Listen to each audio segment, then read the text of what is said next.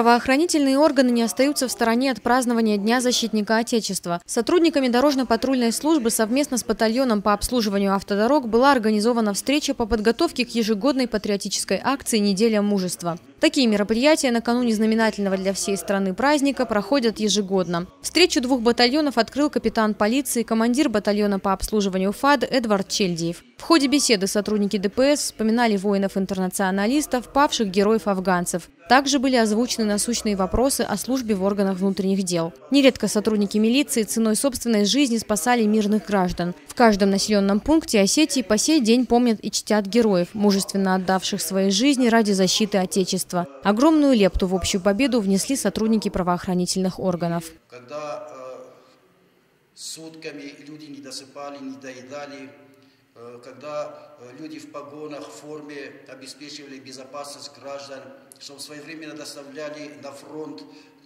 и еду, и пищу, и обмундирование, и боевую технику, в том числе тяжелую, когда люди в погоне делали все возможное, чтобы не было, как сегодня, ни пробок, ничего, чтобы своевременно все поставлялось. Многие сегодня не оценивают эту роль, эту помощь правоохранительной системы.